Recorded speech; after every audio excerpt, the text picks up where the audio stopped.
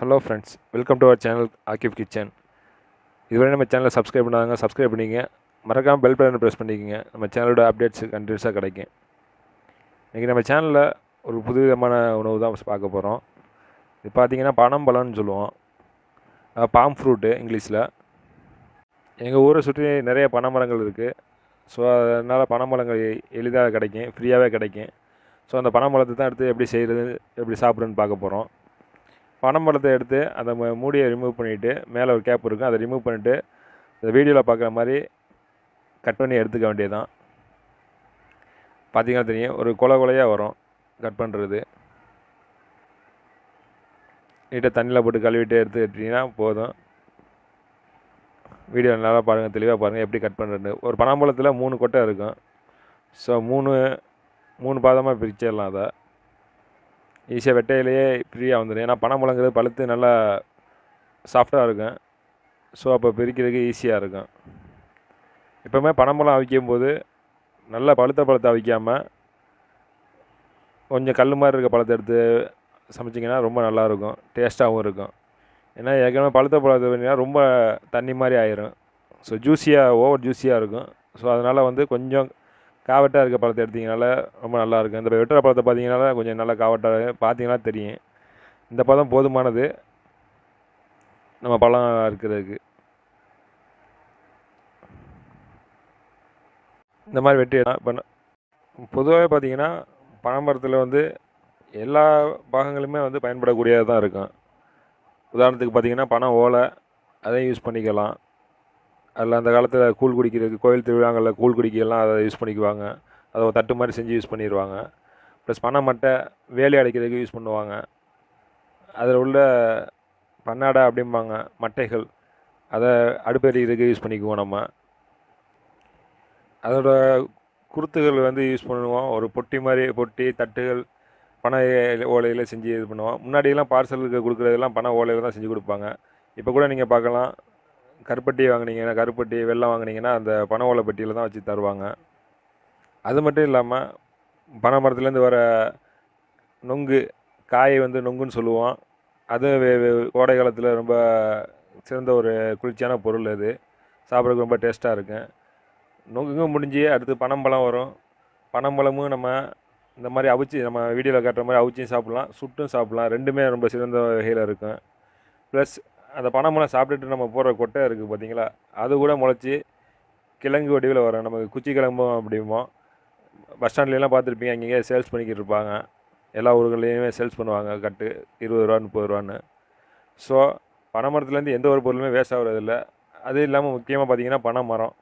அந்த பனை மரத்தில் பார்த்திங்கன்னா அதை வெட்டி எடுத்து அந்த பழைய காலத்தில் வீடுகள் கட்டும்போது ஓடு போடுறதுக்கு அந்த பனை மரத்தோட கைமரம் தான் ரொம்ப யூஸ்ஃபுல்லாக இருக்கும். ஸோ வீடு கட்டுறதுக்கு மிகப்பெரிய பயன்பாட்டில் இருந்தது பார்த்திங்கன்னா அந்த பனை மரம். ஸோ பனை மரங்கிறது சாதாரண ஒரு மரம் கிடையாது. அதை பற்றி நிறைய சொல்லிக்கிட்டே போகலாம். ஒரு பூமியில் அதோட வேர் தண்ணியோட நீர்பிடிப்பை அதிகப்படுத்தி வைக்குன்னு சொல்கிறாங்க. ஸோ வறண்ட பூமியில் கூட சிறந்து வளரக்கூடிய ஒரு மரம் தான் பார்த்திங்கன்னா இந்த பனை மரங்கள். ஒரு பனை மரத்தோட வயது பார்த்திங்கன்னா ஒரு 100 வயது கூட தாண்டி போகும். ஸோ பனைமரம் வளங்க, அதனால தான் அரசாங்கம் கூட பனைமரங்கள் வெட்டுவதற்கு தடை செஞ்சு வச்சுருக்காங்க. தமிழ்நாட்டில் பார்த்திங்கன்னா பனைமரங்கள் வெட்டுவதற்கு இப்போ தடை செஞ்சுருக்காங்க. ஸோ அதிக அளவில் அழிச்சிக்கிட்டு வர்றதுனால பனைமரங்கள் வெட்டுவதற்கு தடை செஞ்சு போய்விட்டுருக்கு. அதே மீறி பனைமரம் வெட்டணும் அப்படின்னா நம்ம பகுதியில் உள்ள விஓவோட அதிகாரியோட கையெழுத்து அவசியமாகுது. இந்த தடையை மீறி வெட்டுறவங்களுக்கு பார்த்திங்கன்னா அரசு சார்பில் 75,000 ரூபா ஃபைனு ப்ளஸ் ரிமாண்டு கூட இருக்குன்னு கேள்விப்பட்டேன். ஸோ பனைமரம் வெட்டுறது ஒரு சாதாரண விஷயம் கிடையாது. தமிழ்நாட்டில் இப்பொழுது உள்ள சட்டங்கள் திருத்தப்பட்டிருக்குது. ஸோ பனை வெட்டுறா இருந்தால் கலெக்டர் ப்ளஸ் தாசில்தார்கிட்ட அனுமதி வாங்கி தான் பனைமரம் வெட்டணும். ஸோ பி கேர்ஃபுல், ரொம்ப கவனமாக இருங்க. யாரும் பனைமரம் வெட்டுறதுக்கு முன்னாடி கவனமாக இருங்க. சப்போஸ் அப்படி வெட்டியே ஆகணும், வீடு கட்டணும்னு அவசியம் இருந்துச்சுன்னா பர்மிஷன் வாங்கிட்டு வெட்டுங்க, அதான் சிறந்தது. இந்த பனம்பழம் வெட்டிக்கிட்டு இருக்க கேப்லேயே பார்த்தீங்கன்னா பனை மரத்தோட பயன்கள்லாம் பார்த்துட்டோம். அதே மாதிரி இந்த பனம்பழத்தோட பயன்களும் பார்த்துருவோம். இது ஏதோ நானே அடிச்சு விட்ற கதை இல்லை. இப்போ கூகுளில் நீங்களே போய் டைப் பண்ணிங்கனால அதோட ரிசல்ட் உங்களுக்கு கிடச்சிரும். நான் சொல்கிறது எல்லாமே அதை கூகுளில் இருக்கும், பார்த்துக்குங்க. எதுவும் எக்ஸ்ட்ராலாம் எதுவும் சொல்லலை. இந்த பனம்பழத்தில் பார்த்திங்கன்னா அதிக அளவில் சத்துக்கள் நிறைஞ்சிருக்கு. உதாரணமாக பார்த்திங்கன்னா கார்போஹைட்ரேட்டு, சர்க்கரை, நார்ச்சத்து, புரதம், சோடியம், பொட்டாசியம், தாமரம், துத்தநாகம், விட்டமின் B6 இந்த மாதிரி ஏகப்பட்ட சக்திகள் அதில் நிறைஞ்சிருக்கு. பொதுவாக பனைமரத்தோட நன்மைகள்னு பார்த்தீங்கன்னா ஏப்பத்தை குறைக்குது, வயிறு தொடர்பான வியாதிகளை வந்து குணப்படுத்த உதவுது, விக்கலையும் தடுக்குது, உடலை குளிர்ச்சியாக வச்சுருக்கு, வீக்கத்தை குறைக்குது, மனநல குறைகளையும் குறைக்குது, டைபாய்டு காய்ச்சலுக்கு இது சிகிச்சை அளிக்கிறதா சொல்கிறாங்க. அதே போல் நீர்க்கோவைங்கிற வியாதிக்கும் இது வந்து சிகிச்சை அளிக்கிறான்னு சொல்கிறாங்க. அதே மாதிரி பனைமரத்தோட பக்க விளைவுகள் என்னென்னு பார்ப்போம். பலவீனமான செரிமான அமைப்பு உள்ளவங்க வந்து பனைமரம் சாப்பிட்றது வந்து நிப்பாட்டிக்கிறது நல்லது. அதே மாதிரி கர்ப்பிணி பெண்கள், தாய்ப்பால் கொடுக்குற பெண்கள், அவங்க வந்து டாக்டர்கிட்ட அட்வைஸ் படி சாப்பிட்டுக்கலாம். ஏன்னா திடீர்னு குழந்தைங்களுக்கு செட் ஆகாது. அதே மாதிரி அலர்ஜி, பனம்பழம் சாப்பிட்டா அலர்ஜி வரவங்க பனம்பழம் சாப்பிட்றது நிப்பாட்டிடுறது நல்லது. அதே மாதிரி அதிக அளவில் பனம்பழம் சாப்பிட்டா வயிற்று வலி வரும், அதே மாதிரி தசைப்பிடிப்பு உண்டாகும். அதே போல் பனம்பழத்தோட மருத்துவ முக்கியத்துவம்னு பார்த்திங்கன்னா உடம்புல வளர்ச்சி மாற்றத்தை வந்து மேம்படுத்த அதிக அளவில் உதவுது பனம்பழம். அதே மாதிரி அஜீரணம் யாருக்காவது அஜீரணத்தை குறைக்குது. அதே மாதிரி பித்தநீர் சுரக்கிறதுக்கு உதவுகின்றது. ரத்தம் மற்றும் சிறுநீர் சம்மந்தப்பட்ட வியாதிகளை குணப்படுத்த பனம்பழம் அதிக அளவில் பயன்படுத்தப்படுகிறது. அதே மாதிரி உடல் சோர்வை குறைக்கக்கூடிய தன்மை வந்து பனம்பழத்துக்கு அதிக அளவில் உண்டு. பனம்பழம் மட்டும் இல்லாமல் பார்த்தீங்கன்னா நொங்கு கேள்விப்பட்டிருப்பீங்க, அதுவும் உடம்பு எல்லாம் குளிர்ச்சிப்படுத்தக்கூடியது. பதநீர்னு சொல்லுவாங்க. நொங்கு நொங்குக்கு முன்னாடி சீசனில் கிடைக்கக்கூடியது பதநீர். அதுவும் உடம்புக்கு ரொம்ப நல்லது, ஹெல்த்தியான பானம் கூட. அதுதான் கல்லுன்னு சொல்லுவாங்க ஒரு வகையில். ஸோ பனைமரத்தில் உள்ள அனைத்து பொருட்களுமே வந்து மிகவும் ஊட்டச்சத்தான பொருட்கள் தான். ஸோ பனம்பழத்தை விரும்பி சாப்பிடுங்க. பனம்பழத்தில் உள்ள எல்லா பொருட்களையும் உட்கொள்ளுங்க, நல்லா பயன்படுத்திக்கங்க. பேசிக்கிட்டே நம்ம பனம்பழத்தை வெட்டி முடிச்சாச்சு. அதை எப்படி சமைக்கிறத பார்க்கலாம் வாங்க, வீடியோக்குள்ளே போகலாம். பனைமரம் எப்படி ஒரு இயற்கையான பொருளோ அதே மாதிரி அதை வந்து நம்ம அவிச்சு சாப்பிட போகிறது தான் இயற்கையான முறையில் தான் வைக்க போகிறோம். பார்த்திங்கன்னா தெரியும், பனைமரம் நல்லா கொலை கொலையாக வெட்டி எடுத்தாச்சு.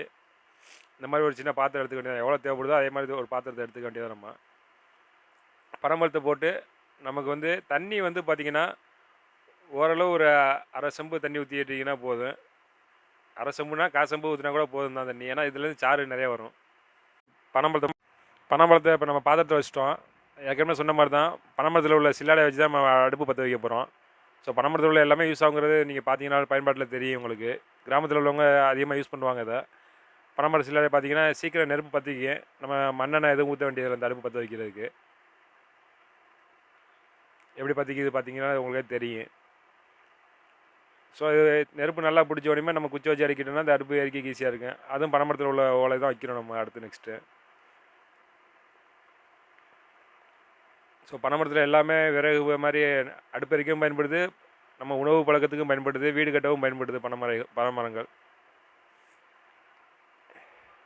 அவ்வளோ நம்ம சொல்லி அடுக்கி விட்டோன்னா அடுப்பு நல்லா பற்றி எரிய ஆரம்பிச்சிடும். ஒரு 20 நிமிஷம் ஓட்டுனுச்சுன்னா போதும், நமக்கு ஓரளவு நல்லா வந்துடும் பனைமரம் சாப்பிட்றதுக்கு.